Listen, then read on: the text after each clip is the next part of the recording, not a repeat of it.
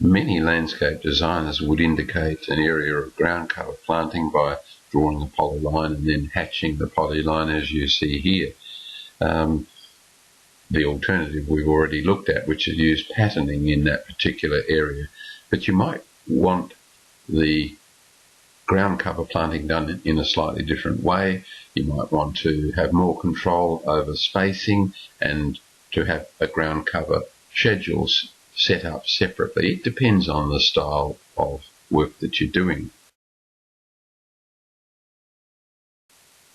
I've removed the hatch here, and I'll just show you an alternative way of operating in gCADPlus. We have a ground cover item, so ground cover. We're asked to select a closed boundary line, so we'll pick it, and if we're working in millimetres as we are now, our unit is square millimetres. We could nominate metres or feet. Our plant spacing in millimetres, we might want to put these myoporums that we're going to use relatively closely together. We'll fire up the plant list and select myoporum parvifolium, which we had previously done with the patterning command, and this will pop a circular a sphere with a number in the middle to indicate it. So we're going to use botanical name Myoporum parvifolium and the common name the creeping Bubiala, and we'll go OK. Aha, we forgot to put the abbreviation for the species name in here. So we want my MP for Myoporum, and we'll OK it. Now we're asked for the first point of a leader line to tag it, rather like we've done there. So we'll just indicate that. And now the second point of the leader line. Now, do we want to input that number block that I mentioned earlier? We do. Where are we going to insert it? So we'll pop it here and drag out to indicate the height.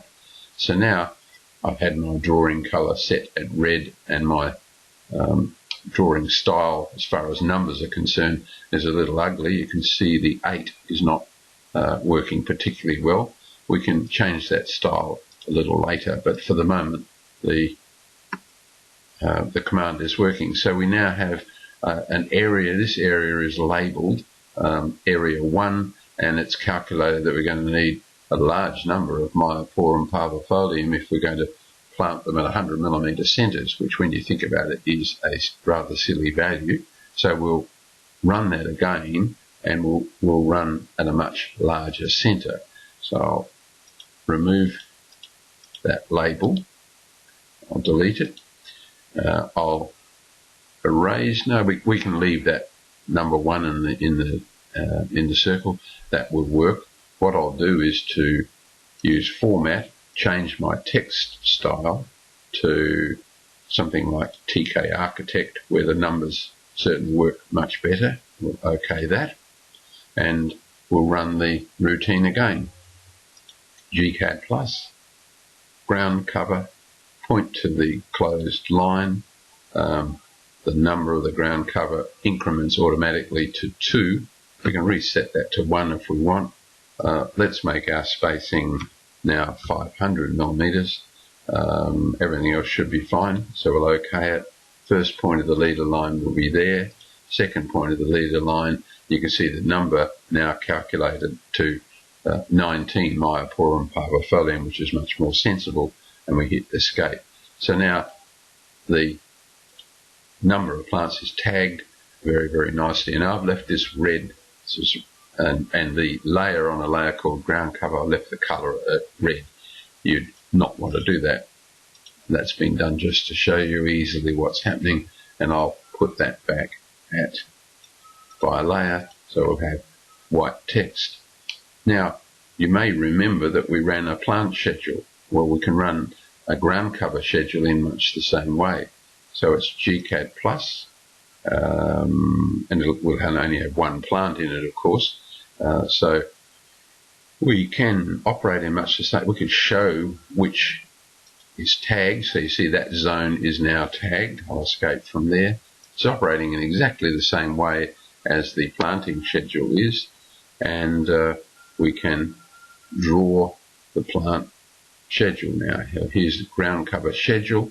we're asked for an input point, and like so. So it'll be fairly shallow, so we can go to something like that.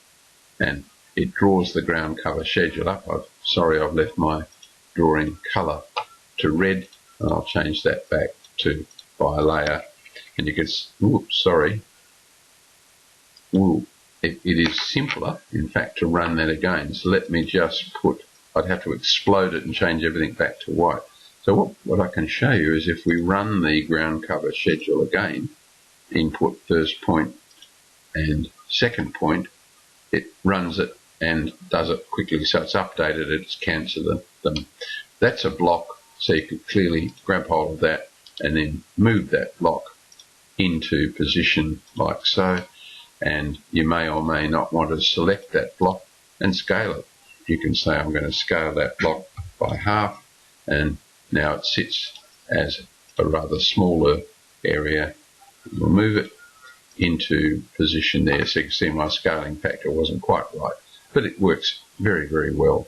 So you can have a combined plant schedule and ground cover schedule if you want, which operates in that way.